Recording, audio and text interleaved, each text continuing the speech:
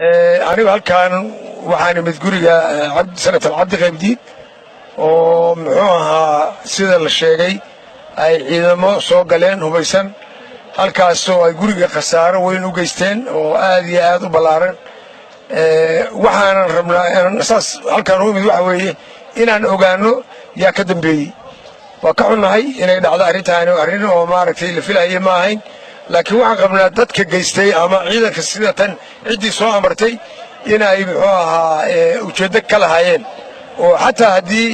muxuu ahaa ay wax jiraan si ka fiican sidaana loo wajihi karay arrintaas waa la soo qabanayaa waa ka daba tegaynaa waana ogaanaynaa waana ka xunnahay in arrintu sideedaba inay saas waxaanoo kale iyo wax lamida inay dhacaan marka arrintaas waa saas inaad rabaan inaad u ogaataan waxaan filaynay ma ahan dowladdoo dhan baa ka xun madaxdoo dhan baa ka xun qof kastoo soomaaliya ka xun waa dhacdo foolxun weeye marka arrintaas waxaan rabnaa inaan meel saarno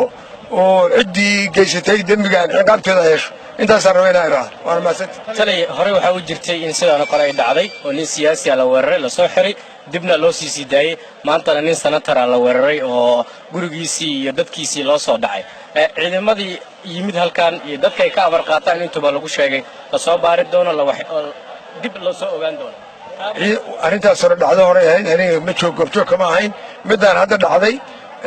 waxaan ballan qaadaynaa ciddii ka dambaysay in la helo ciqaabteedana ay mutaan waana mahadsanti kowdii iyo 20 daqiiqo gurigayga anigoo ah senator cabdi xasan cawaale qaybdiid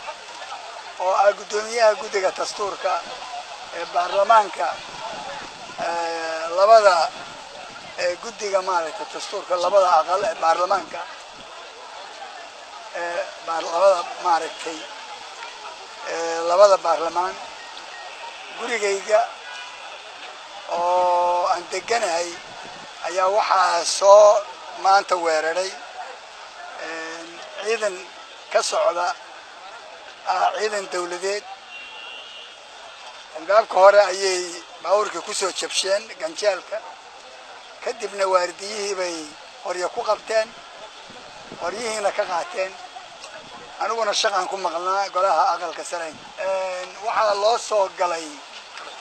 gudaha ayaa loo soo galay markii loo soo galayna waxaa gurigii baa loo galay gudaha waa la baaray waa la jebiyey dhammaan albaabada meel walbana way galeen armaajooyinkiina way soo daadiyeen wixii ku jiray qolalkii guriga dibadda bannaanka qolalkii dibadda ku iyo qolalkii gudaha dadkii ku jiray oo dhanna way hansaab gareeyeen taleefanadii bay xaaskaygii